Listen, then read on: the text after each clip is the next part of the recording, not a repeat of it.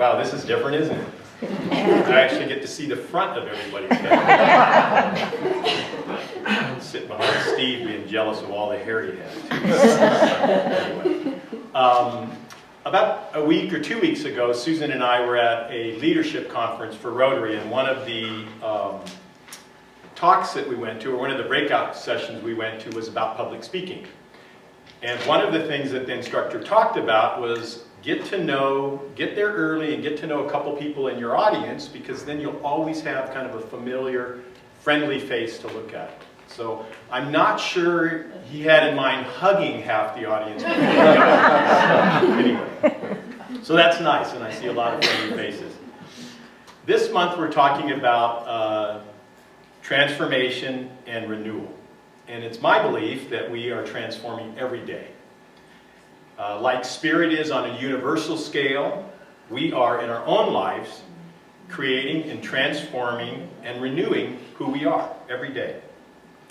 And as I'm up here, my stomach's growling a little bit, because this is also a perfect timing for us. Susan and I are on the very last day of a 10-day cleansing diet. Wow. Yeah. Nothing but vegetables and fruits for 10 days. Or should I say, nothing but vegetable and fruits for 10 days. It certainly has transformed our eating habits and some of our cravings. For me, sugar was the most difficult one, and alcohol. I love a glass of wine after work or a beer. But it also has given us more energy. That transformation has given us more energy. We both feel, early on to these things, this is not the first time we've done it, but early on we both feel a newness in our skin, a freshness and a tightness in our skin, more youth. And I personally feel a little bit more fluid, which is really nice.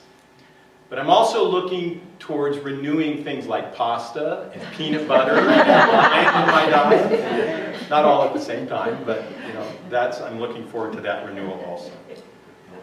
And when I was thinking about this talk, I kept my eyes and ears open to things that might be appropriate. And I came across a quote, which I'm going to read for us all, that says, "Religion is for people who are afraid of going to hell.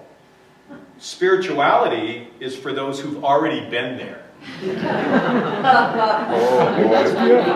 And I can see that makes some sense to resonate with that.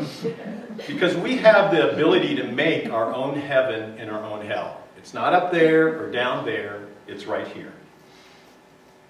And I had a period in my life where I had created my own hell on earth. I was really unhappy. I felt like things were always going to be that way. That I was out of control, that things were spiraling downwards, and I'm sure these are things that lots of people feel in that state. In those darkest moments, I felt like the solution to that was driving into oncoming traffic or either being drunk on a beach in Baja. A couple of different choices there. Obviously, I created a different solution because I'm here and enjoying it. Was that after and Baja enjoying one? that moment. What's that? Was that after Baja one? Yeah, it was after Baja one. It was actually during Baja days, right? Baja. The Buddhists say that from suffering comes understanding and compassion. And I really like that. Through suffering comes understanding and compassion. And I would add to that connection comes from that, from understanding and suffering. And it's not only understanding and compassion for others, but it's certainly understanding and compassion for myself, for ourselves. Because loving yourself is where transformation and renewal begins. And we've all had dark moments. And yet the only effect that the past has on our lives is the effect that we allow it to have. Every day we wake to the opportunity of a new life. A life free from the burdens of the past and open to all the vast possibilities that the universe presents to us. Be welcomed in spirit and of spirit.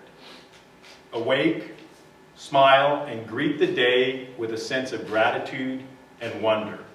Today you release the past and are reborn, and so it is.